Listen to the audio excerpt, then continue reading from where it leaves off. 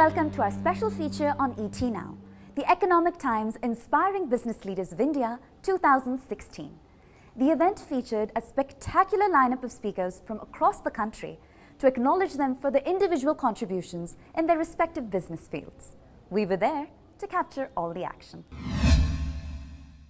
My early days learning was when I started and did hobby in theatre.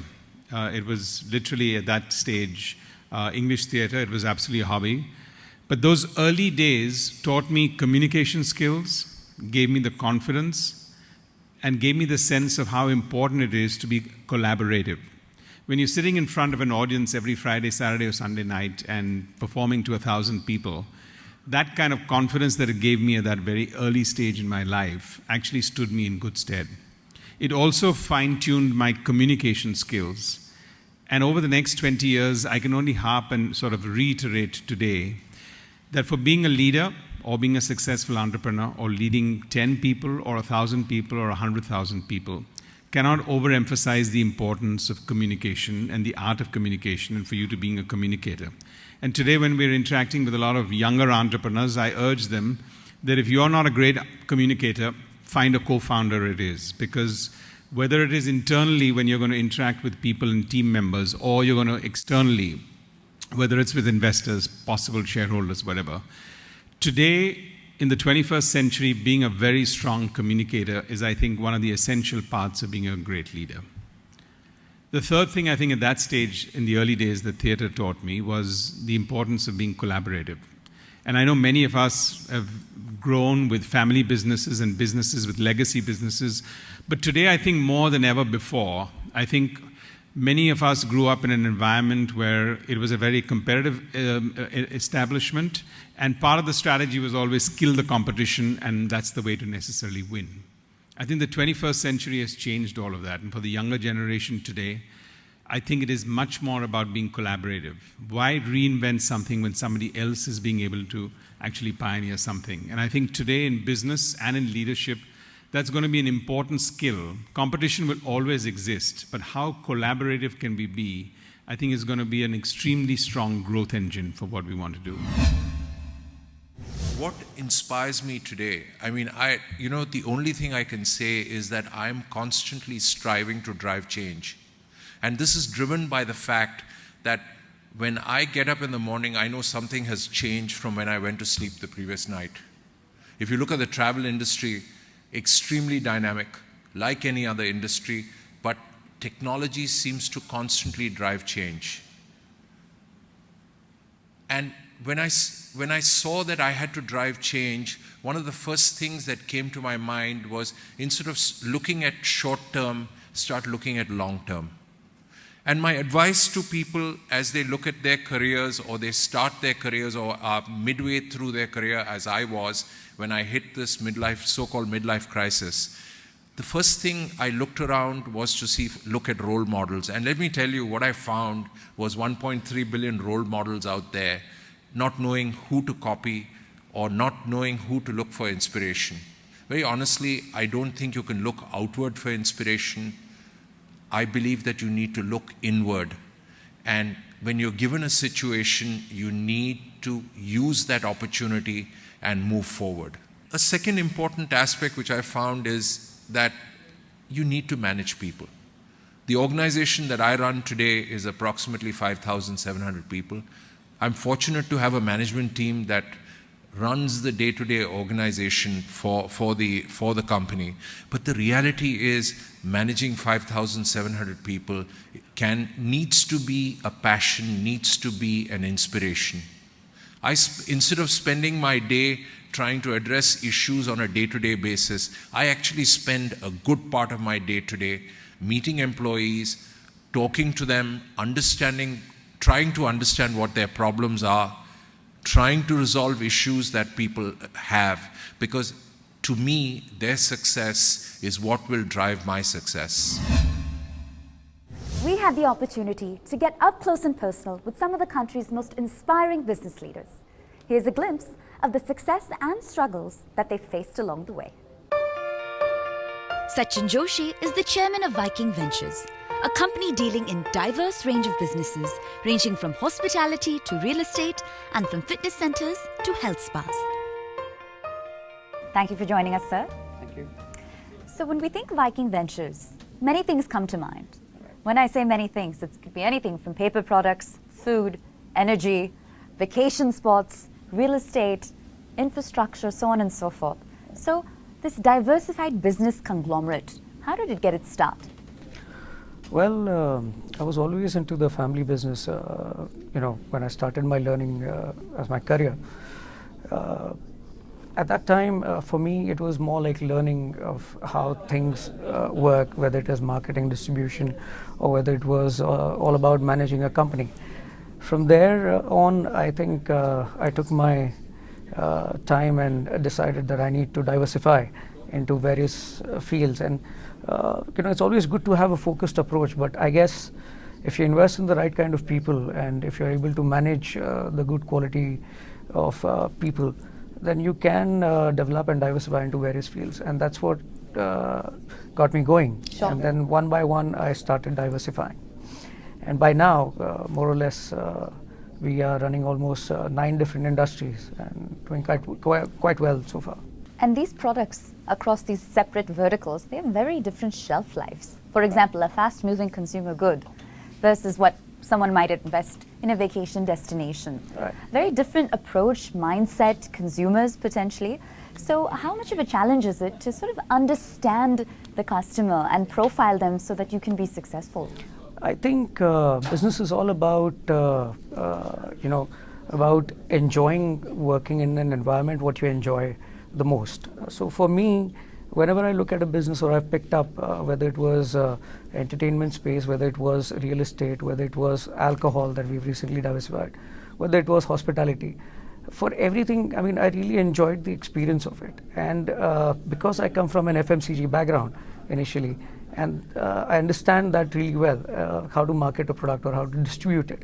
That's where it became a combination of my passion towards things that I enjoy in doing in life, and how to make it into a business and then develop it further. So that probably got me going, and I feel wherever you're working, if you don't enjoy working, then what's the fun in it? Absolutely. So that really decided for me the industries that I should pick and choose. So given that these verticals vary so much, is there still sort of a thread of common business practices that you use across these 9 different sectors? Yes, segments? I think it is very important, and culture building is very important in an organization. So keeping it intact and with the people who are heading various businesses for you, getting them on one platform, thinking in one single direction is a challenge, but as I said, if you invest in the right people, you can carry that forward. Phenomenal. Well, we wish you continued success and thank you for sharing your time. Thank you so much. Amira Shah is the Managing Director and CEO of Metropolis Healthcare Limited, a multinational group of pathology centers. Thank you for joining us. So what's it like working at the intersection of healthcare and business? Are there competing priorities? What are the challenges?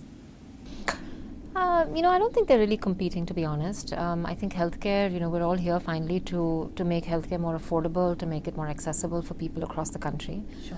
And doing it as a business allows you to do it in a way that's professional, that's accountable, make profits, and we plow back those profits finally into creating more innovation for patients down the line.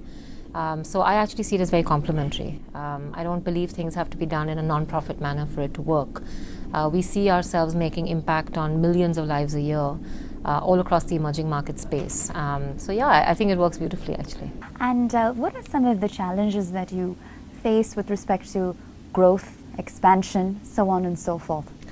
So, healthcare covers a very small percentage of India today, and diagnostics, which is what Metropolis does, pathology labs, is even a smaller part.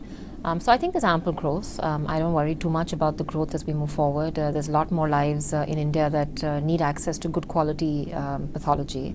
Well, we appreciate all that you do and we wish you continued success. Thank you so much. Thank you.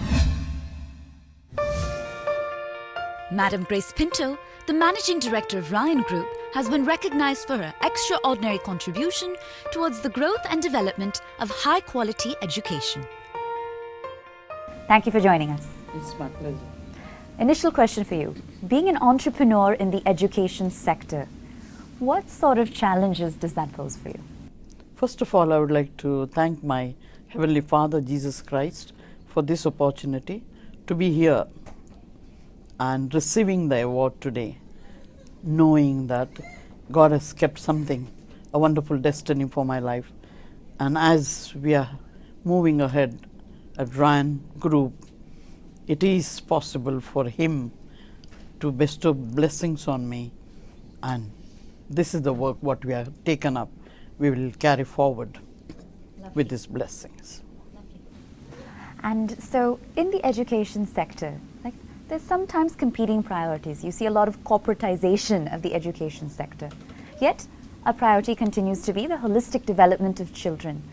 How do you strike that right balance? At Ryan's, we are always given the holistic approach and the growth of our children, their minds, their thinking skills, and also the initiative what has been taken up in our institution for each and every child, all-round development.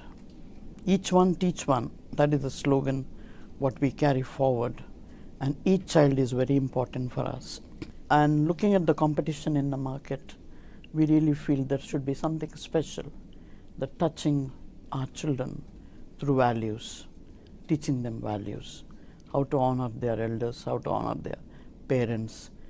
Education means all-round development. Absolutely. Now, earlier in your career, you were a teacher yourself. So how does that first-hand experience help you now that you're in a management role, overseeing, a larger educational institute with such a massive footprint? As I started my career as a teacher, it was just 35 children in each class, and I had to look after their growth. Year after year, when these children were coming to my class, and the subjects, whatever I was teaching them, I had to cater only them, their growth, their initiative and their personal touch, what I have given importance, and also teaching them the real skills, how they should be independent when they grow, and how they should be confident to face the reality of life. And today, the place where I am, the hard work, God's favor, and the support from all the Ryan parents, entrusting their children in our hands, in our family, as we stand together, bonding with the Ryan children all over the nation, and giving them to my parents the best what they have given to us, giving back to the society as a complete human being. Absolutely. You've mentioned Ryan parents, Ryan children. There's a huge sense of community here. And with the Economic Times Inspiring Business Leaders of India, the goal is also to foster a community of entrepreneurship. How much and how should budding entrepreneurs leverage such communities to achieve success? Share your take. See, unless and until you have vision, the passion what is required for your growth, looking forward with the determination to reach out to the needy in the society.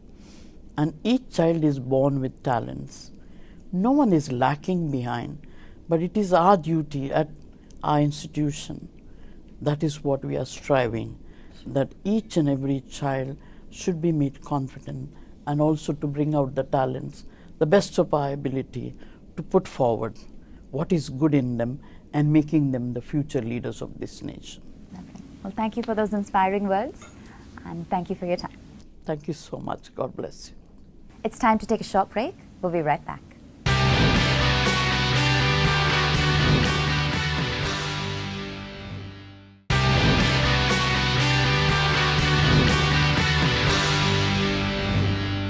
Welcome back to our coverage of the Economic Times Inspiring Business Leaders of India 2016.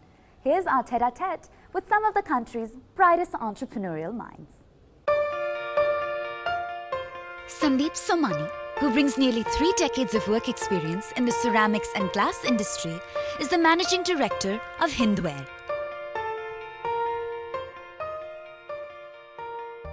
Managing Director of Hindware, Mr. Sandeep Somani now joins us. Thank you. Let's dive right in.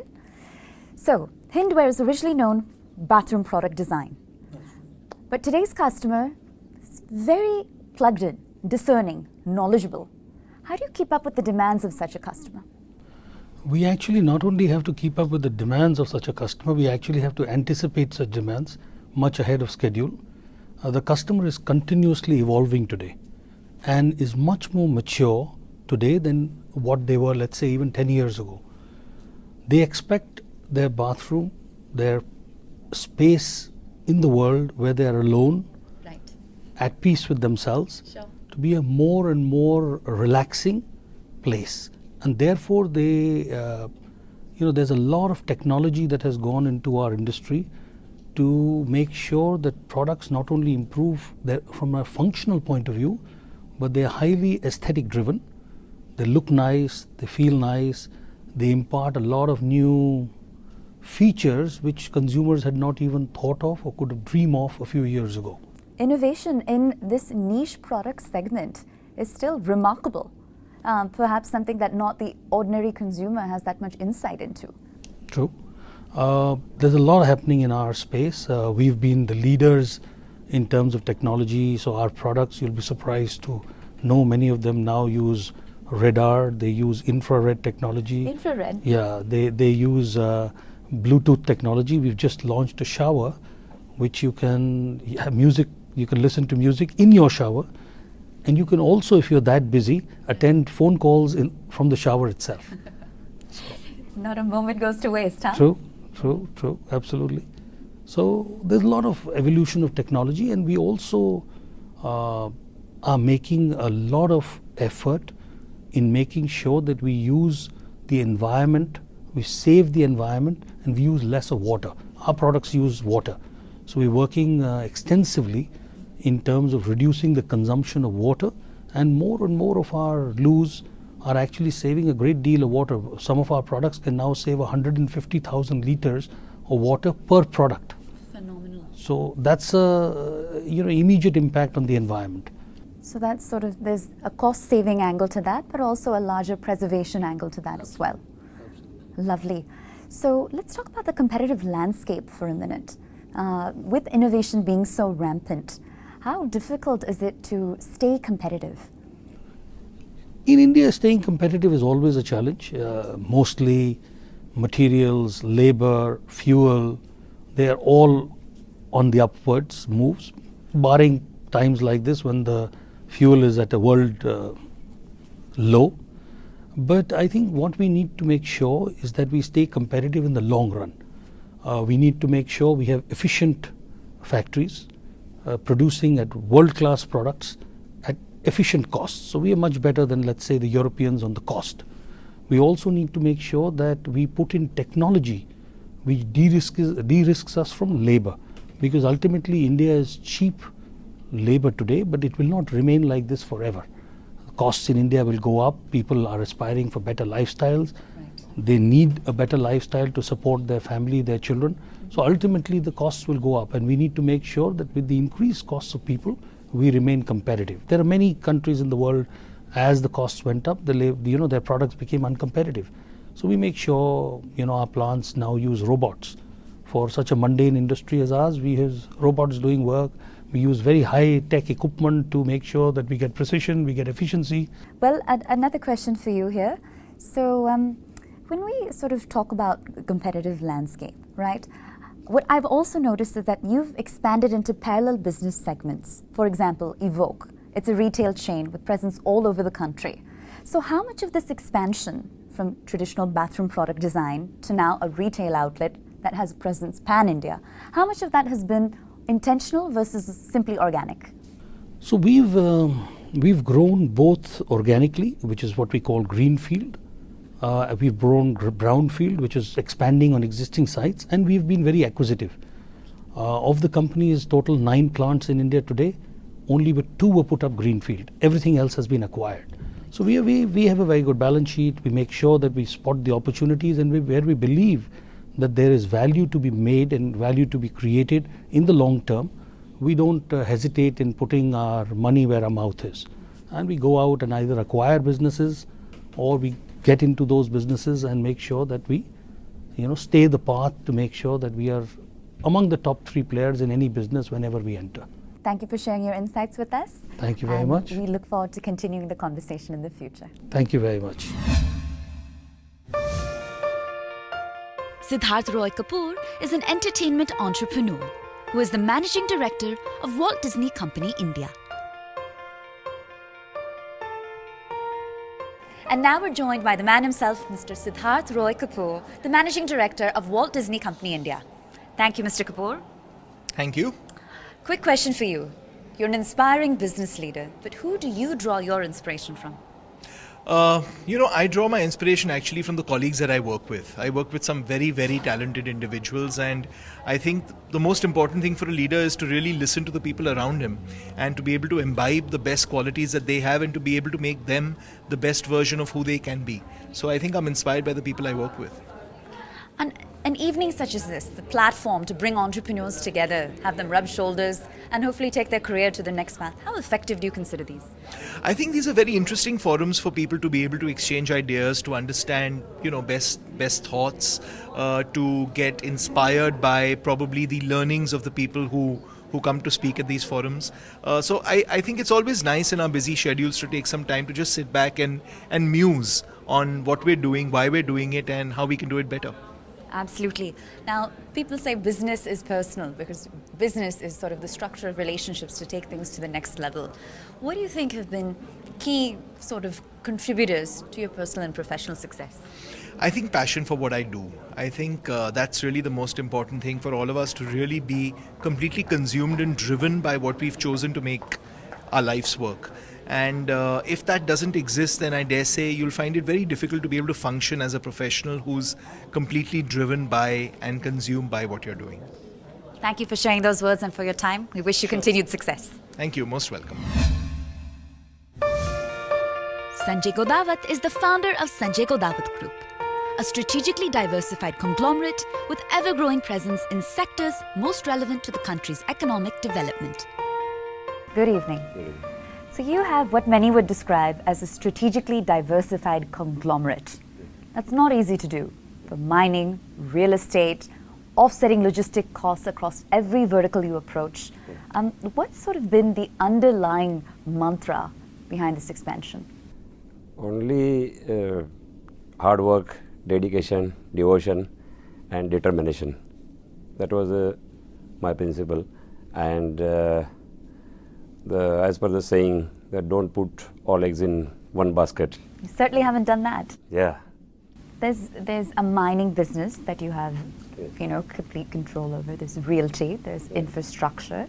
And here you've taken a look at a few key trends, whether it's the cost or availability of manpower or the cost of land. And you've sort of found the ideal combination to get viable businesses off the ground. Am I understanding that correctly? Yes. Was that your thought process behind the expansion? Yes. Generally, we have done the development in rural areas like 2-tier, 3-tier cities, and most of the population of India is from 2-tier or 3-tier cities or interior of India. So I want to develop these areas because everybody is doing in metros or big cities. So my idea is that to give back to society and where I born and brought up. So I started my education institute also there, and so it's doing very well. Now 11,000 students are there. So we want to develop these areas. Yeah, the tagline for your group is enhancing lives globally. Yeah. So walk us through some ways in which that happens and you achieve it. Yes. There's sort of energy conservation to this, there's a water preservation angle, there's an educational component. Yes. So are these just natural byproducts of how you do business, or did you go about it in a very conscious way, that these are things you wanted to achieve? Because in coming future, there will be a scarcity for water and for clean air also. Right. So we want to conserve that. And you've made that a fundamental part of how you do business. Yes. Right.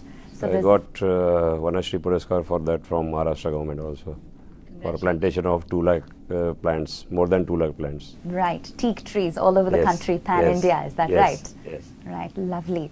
And these other initiatives, They just happen to really dovetail very nicely with your business interests. Yes. So that's a great combination you've got there. Yes. Now, who've been some of your mentors in your entrepreneurial journey, and how do they help you maybe face challenges that you may have encountered in your career? All leaders who develop their career from scratch, they are my mentors and my idols. Lovely, and they've inspired you. Yes, because I have started my journey from scratch. In 92, my capital was merely 3 lakh rupees. So from that, I have developed my empire. Very humble beginnings then for you. Yes. Thank you for sharing your time and insights with us. Thank you.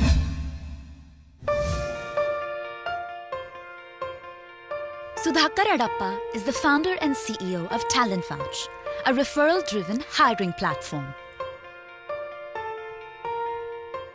Thank you for joining us. Thank you. So identifying manpower is considered to be one of the toughest challenges in today's business environment. How does your company help with that? So recruitment anywhere across the globe, not just in India, is completely broke. In the first era, recruitment 1.0 is the job boards that came up way back about 20 years ago, and then the next wave that came in manpower recruitment is probably LinkedIn's of the world.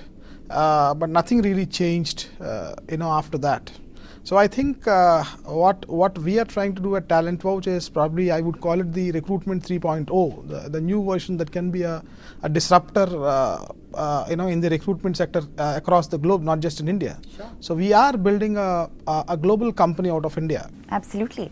And in today's social media savvy environment, how much do you think social media platforms play a role with identifying the right candidate for the job? How relevant are they? I think social media, as you call it, is a double-edged sword. Where when people are leaving their social footprints all across the globe, there is another problem with that. We are inundated with data. Right. Now you have mammoth data that is there, which makes it impossible or probably very difficult to actually get to the right candidate or identify a right person, because you have phenomenal amount of data which is there. So what we really need is intelligence to go through that data and bring in competencies in identifying the right talent and probably wooing a passive candidate as well. So that's the challenge that currently we are facing with. Absolutely. And technically you have two customers. There's the company that's trying to fulfill its hiring needs, and then there are the job seekers. They also need to be able to look at your platform and consider it to be a viable one. So how do you appeal to that group, the job seekers? What we're trying to do is build a bridge between the companies as well as the candidates. So I really don't see them as customers or so. So when you are trying to bridge that gap, you are providing a medium for them to communicate. So none of them are your customer, and both of them are your customers. So you're a facilitator, essentially. Yes, that's essentially what we try and do that. And we wish you continued success. Thanks. Thank you for joining us. Stay tuned to ET Now for more coverage of the Economic Times Inspiring Business Leaders of India 2016.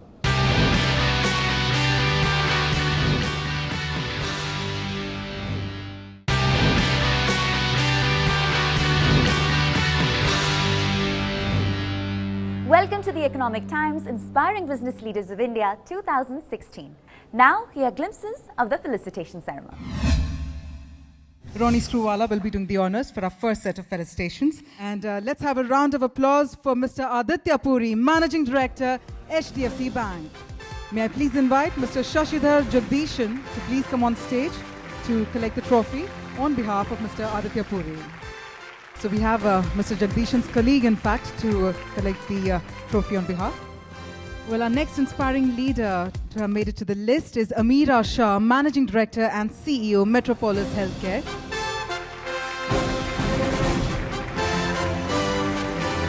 And let's have a round of applause for the Managing Director of Classic Marble, Mr. Amit Shah.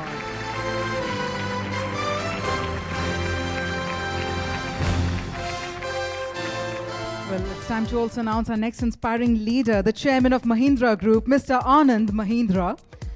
May I please invite Ms. Varsha Chainani, who's a Senior Vice President, Group Communications, to please come on stage to collect the trophy and certificate on behalf of Mr. Anand Mahindra.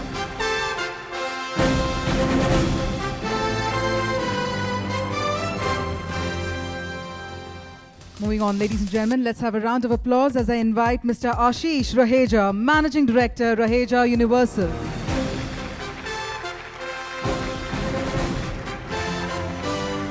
Let's move forward and invite Mr. Gagan Banga, the Vice Chairman and Managing Director, India Bulls Housing Finance Limited. If I may invite Mr. Rahat Ahmed, who's the Head Marketing and Communication, to please come on stage and receive the trophy on behalf of Mr. Gagan Banga.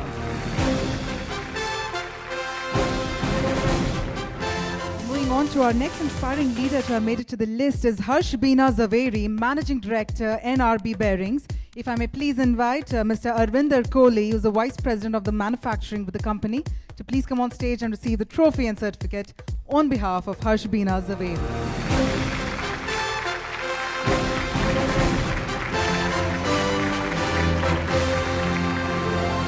We'd also like to invite Mr. Jayesh B. Desai, Group Chairman, Schmitten. However, I'd like to invite Mr. Shailesh Khurana, the CEO, Rajhans, to please come on stage and receive the trophy and certificate on behalf of Mr. Jayesh B. Desai.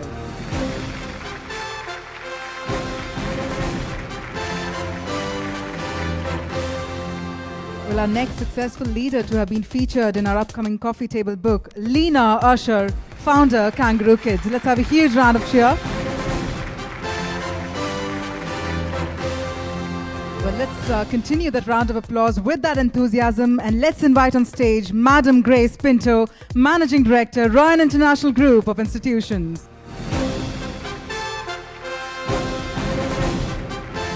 Ladies and gentlemen, the next very inspiring name, let's have a huge round of applause for the Managing Director of Hiranandani Group, Mr. Niranjan Hiranandani.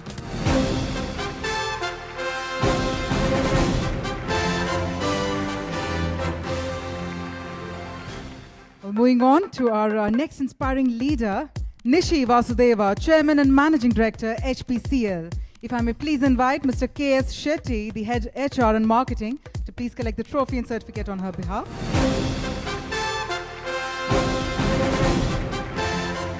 Ladies and gentlemen, let's also have a round of applause for Mr. Parag Cheda, Joint Managing Director, Prince Pipes and Fittings.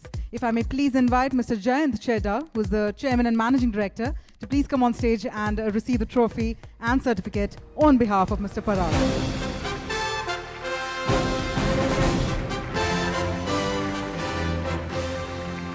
Well, before we march ahead with the next round of felicitations, thank you very much, sir, for doing the honors.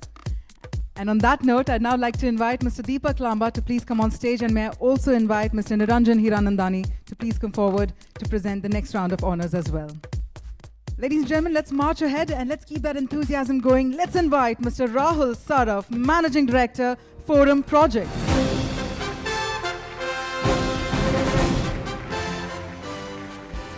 May I also invite Mr. Raman Mittal, Executive Director, Sonalika ITL.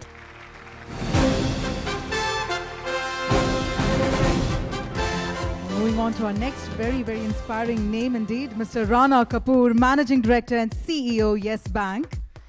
If I may please invite Mr. Karan Ahluwalia, the Senior President, Corporate Banking with Yes Bank, to please come on stage and receive the honor on behalf of Mr. Rana Kapoor.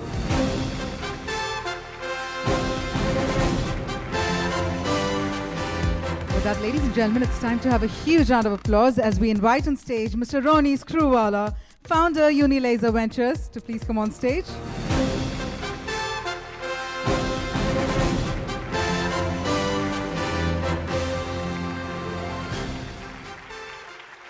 Well, moving on to our next inspiring name, having to be featured in the list, Rubal Jain, Managing Director, Safe Express. If I may please invite Mr. Charan, the Business Head of Safe Express, to please come on stage and receive the honor on behalf of Rubal Jain.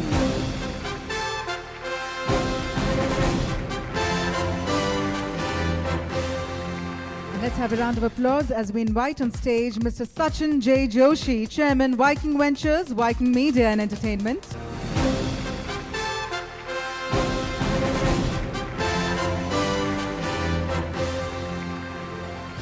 Well, the inspiring list continues as we now invite Mr. Sajan Jindal, Chairman and Managing Director, JSW. May I please invite Mr. Seshagiri Rao, Joint Managing Director and Group CFO of JSW. All right, so let's march ahead and invite on stage Mr. Sandeep, Engineer, Managing Director, Astral Pipes.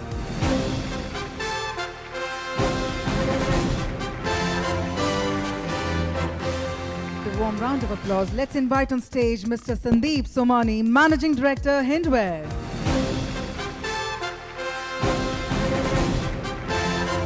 Let's now invite on stage Mr. Sanjay Kotava, Founder and Chairman of Sanjay Kotava Group.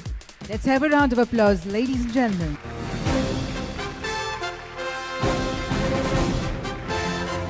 Let's invite on stage Shauna Chauhan Saluja, CEO Paule Agro.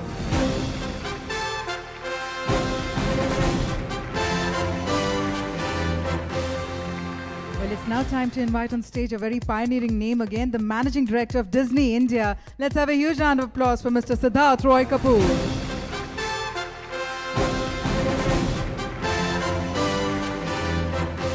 Ladies and gentlemen, may I also invite Sudhakar Appa, Founder and CEO, Talentfetch.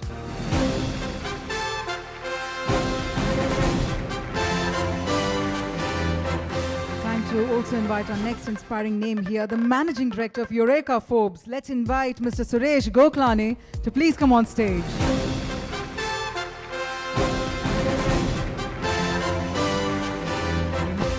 To invite on stage Suresh Kaswala and Amod Katiyar, directors of BlackBerry, to please come on the stage.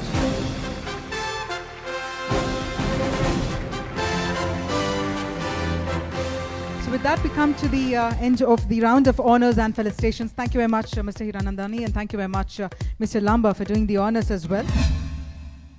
Now that the felicitation ceremony has come to a close, here's some moments of our conversation with the stalwart entrepreneurs. Rahul Saraf is the Managing Director of real estate developer Forum Group. Coined the Mall Man of the East, he is responsible for bringing Calcutta its first shopping mall. Thank you, Mr. Yeah. Question for you. So your career started off with you ushering in a real estate revolution in Calcutta. But since then, times have changed, and so have you. You've continually reinvented yourself. Walk us through your journey. Well, I think one of the differentiators has been that, fresh out of college, when I was asked to look after the real estate business of the family, the whole intention was to build, to own the asset, and to put it on rent. So it was a build and lease rather than build and sell. Very quickly we realized that if we are to build assets for ourselves, then these assets should be futuristic. They should be able to live with time. That, I think, has been a very, very critical learning curve for me in the very early days in life. We were fortunate enough to look at the green building revolution that was hitting the world. And the first LEED certified green building was done by us in India. Subsequently, under the UNFCCC protocol, these buildings were declared as CDM projects entitled to earn carbon credits. Right. And we ended up becoming the first building in the world to earn carbon credits. A lot of people know us for the mall that we've built in Calcutta. People associate me more with the retail developments that we've done. But in my heart, the green building that we built and the IT park that we did was one of the most foundation-laying sort of projects for us as a group. Some of your landmark achievements. Some of the achievements. Currently, we're doing a very interesting project in Calcutta. It's called Atmosphere. It's a high-end luxury living project. It's a luxury living project, but the whole intention was that can we create an icon for a city? Now in today's globalized world, every city needs to have a new icon for itself, which is a replica of its economic prowess. Well, let's talk a bit more about that, about you pioneering new projects. You are known on record to have said that you would rather build the first Mercedes than accessorize a Fiat. Sure. What does that quote mean? Explain that to us. We've been fortunate enough to have done things differently, which has become sort of a stepping stone for the industry to follow, which has led to a paradigm shift in the way developers have started looking at that. For instance, we are now in Mumbai. Right, BKC. BKC, and we have a project in Chembur. Our first phase of BKC is a residential project which is already underway. But we took a pause on the projects and we said, how can we be different? And I've personally been driving, a new concept of a home, which we hope to launch either in Chembur or in the next phase of BKC. And we are quite confident that once we launch those homes, internally we say Mumbai homes will never be the same again. Well, Mr. Saraf, you brought the country one of its first shopping malls, and since then it's been all the way to the moon and back for you. We've certainly enjoyed following your career, and we wish you continued success. Thank you, Pooja. Thank you. Thank you. And on that note, we'll slip into a short break. We'll catch you on the other side. Don't go anywhere.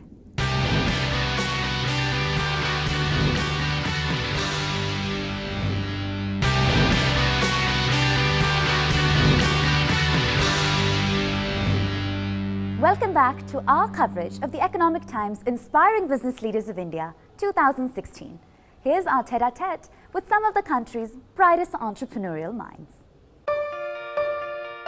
Raman Mittal is the Executive Director of Sonalika International Tractors, one of the leading manufacturers of farming and utility vehicles in the country. Thank you for joining us, sir. Thank you. An initial question for you. You started off as a purely Indian tractor manufacturer. Now your products are available in over 100 countries. That international expansion, how difficult was that? And how did it come about? See, for us, it's all about challenges. It's the challenges which really excite us, which really fuel us to do and to propel us every single day of our life. And it was an impossible challenge to think of, that an Indian OEM to start selling in Europe, to start selling in US, to start selling all over the world, that too a tractor, which is a very localized to the customer, to a specific need, built to order kind of equipment. Absolutely. And there is, in automotive, there's a global platform. It's easy to figure out. In tractors, there's nothing which is a global platform. You have to build for each country. So this challenge was a huge challenge. And since we do our own engines, we do our own transmissions, we do our own sheet metal, we have a strong engineering base. We felt that we will be able to customize, we'll be able to offer products suiting to each country's need, rather than putting a generic product together. Right. And I think what many people may not be aware of is you produce tailor-made custom products as well. So it's not just a run-of-the-mill model tractor. You do attend and appeal to customer needs frequently. And what % of your orders are custom solutions versus something off the rack? Oh, I would say we have more than 500 variants in domestic alone. And export 500 and exports would have another 400 to 500 variants. And looking at how emissions are working globally, we're looking at CID technology with our engines. We're looking at transmissions which are ranging from 8 speed to 24 speed to 36 speed. It's a huge list, and I think managing this complexity has been our core strength from day one. And we find it comfortable. I think the more complexity it is, somehow it feels more comfortable for us to solve out. So I think this is the core way we look at it. Well, thank you for sharing your insights with us. Leena Usher, chairperson of Kangaroo Kids, a global pioneer in children's education, is recognized as one of the top leaders currently redefining Indian education. Thank you for joining us. So you're an entrepreneur in the education sector. One would think there may be competing priorities or challenges that you have to balance. What's your experience like with that? There are a lot of challenges for me personally, because I actually shifted base from Australia to India. So I have challenges around normal stuff we all have challenges with, like traffic and pollution and things like that. But also settling into the system in India, learning how to navigate everything, and not being from a business background, not having done any business management, etc., etc. It's more an influencing journey rather than a chairperson journey. Sure. You sort of identified a need. You thought you had the talent and the experience to tackle it, and it brought you over, and you've been at it ever since. Yeah, interestingly, years ago, Kiran More, who's a cricketer, actually met me in Australia, and it was after I'd done a stint of teaching here, just on holiday, And he said to me, what do you want to do? And I said, I want to change the face of education in India, because at that point in time it was completely conventional, completely rote-based. And he said, how are you going to do that? I said, I don't know, but I just know if I have the idea, somehow the dots will connect and it'll all happen. And that's exactly what happened. And I think it was just about creating an education system, and we're recreating one now today, because again, if you look at where the world's going to be 20 years from now, we all know it's going to be very, very different to what it looks like today. So I think even what we did 20 years ago, we're sort of doing now, questioning the status quo of what we've built up in our schools, and saying, you know, 20 years from today is going to look so different that if we don't get kids geared and ready for that, we're, you know, not doing our job. Well, we congratulate you on finding your way in this market space, and we wish you continued success. Thank you so much. Thank you. Niranjan Hiranandani is the Managing Director of Hiranandani Group, a leading player in the real estate business. Thank you for joining us. My pleasure. So first question for you. When it comes to patience in business, back in 1985, you purchased 250 acres of land in Powai. Could you ever have anticipated it become the success that it has? No, I don't think I imagined it would be the kind of success we had, but I certainly wanted a large canvas. Earlier to that, we made individual buildings and smaller enterprises, and I was constantly dissatisfied with what I made, though I made great buildings, but I think the atmosphere was not right.